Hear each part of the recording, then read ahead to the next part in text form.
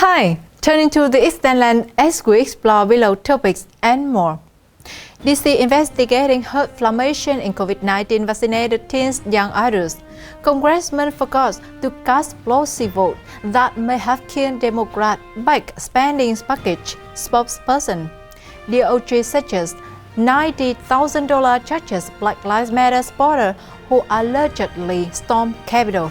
Show footage to news outlets. New Hampshire's auditors say vote discrepancies largely caused by ballot full effect. Maricopa County lawyer demands 2020 auditors preserve all documents, may file lawsuit. Welcome back to the Eastern Lands. I'm your host Catherine Dong. We will be posting exclusive episodes daily you can only find in the Eastern Lands. So we invite you to like and subscribe. And let's start today by talking about DC investigating herd inflammation in COVID-19 vaccinated teens, young adults. The U.S. Centers for Disease Control and Prevention (CDC) says it investigating reports of herd inflammation in teenagers and young adults who have received the Chinese Communist Party virus vaccine.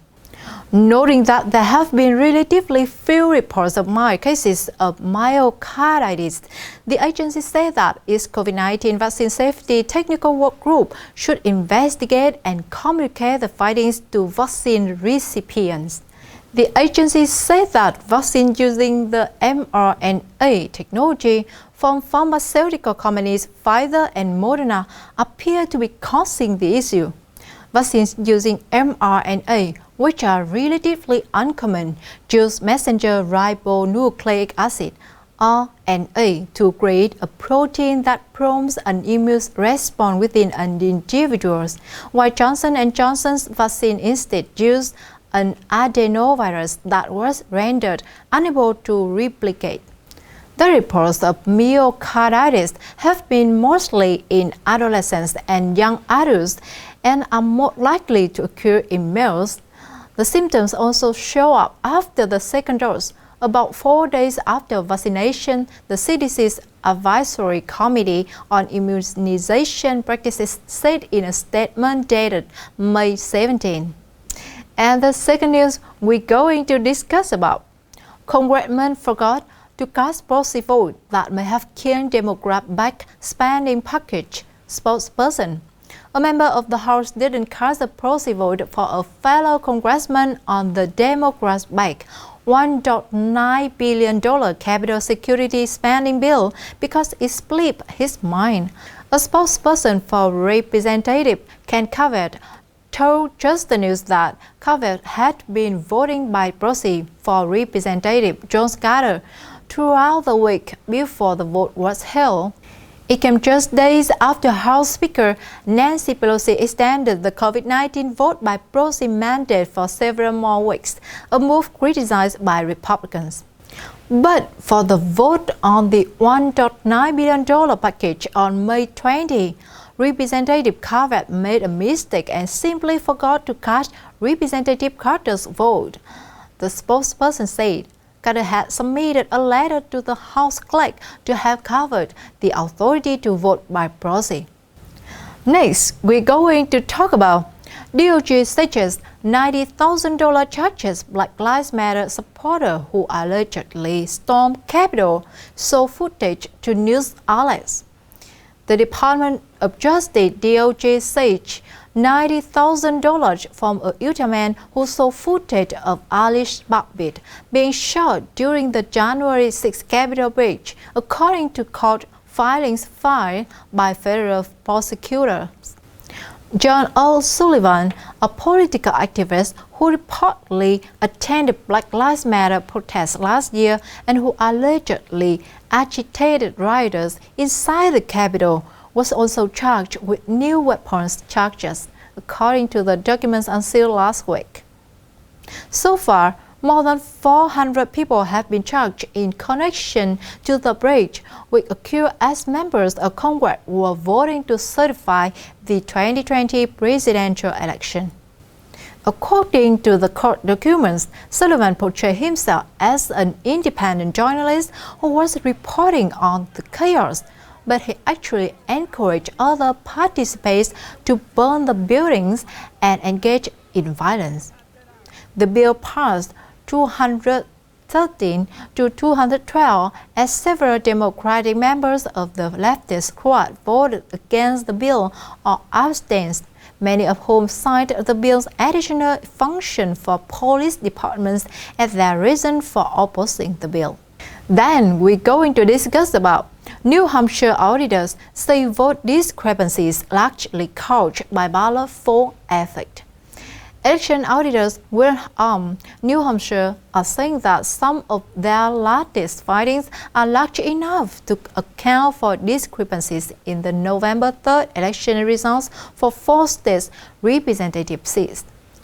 Auditors say they found experimental confirmation that if the contest is undervoted, a fall through a vote target can create a vote. Something we strongly suspect at this juncture, based on various evidence, is that in some cases, fold lines are being interpreted by the scanners as valid votes. Mark Lederman, who is part of the audit team, told WMUR. Harry Hurty, another auditor, wrote on Twitter that testing proved folded ballots were misinterpreted by machines. Test days prove that voting across the vote targets is misinterpreted as additional phantom votes or subtract votes due to failed overvotes, he wrote in a post. Auditor finished the hand recount on May 21st. The audit began on May 11.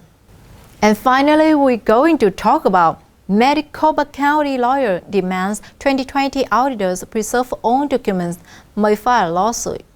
An attorney representing Maricopa County, Arizona, has sent Republican State Senate President Karen Funn a letter demanding the preservation of all documents relating to the county's 2020 election audit. Maricopa County Attorney Alistair Adler sent the notice to Funn saying that some of the auditors involved in the process made potentially false or defamatory allegations. It is clear the Arizona Senate and its contractors do not intend to retract false allegations defaming the county and its employees. Maricopa County Board of Supervisors Chairman Jack Sellers said in a statement on May 21st in connecting with the demand letter sent by Adler. The letter's language suggested that the county may be readying a lawsuit against Funn and other Republican leaders, as lawyers typically issue litigation holds before filing suits. For that reason, Maricopa County is formally requesting Senate President Funn, Senator Peterson, Senate Liaison Ken Bennett, and contractors involved in the audit preserve documents and evidence as they may be subject to future legal claims, he stated.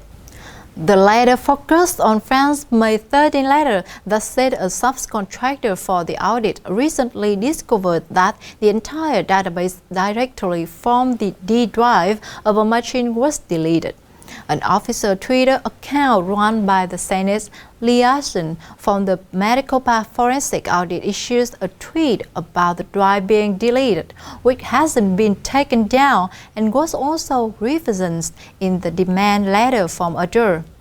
Maricopa County deleted a directory full of election databases from the 2020 election cycle days before the election equipment was delivered to the audit.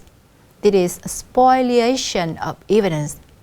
And that's all for today, my friends. What do you think? Let me know below. If you like what you heard, don't forget to share it with at least one of your friends, because everyone deserves to know the truth. Thanks for tuning into The Extendlens. I'm Catherine Dung, and see you next time.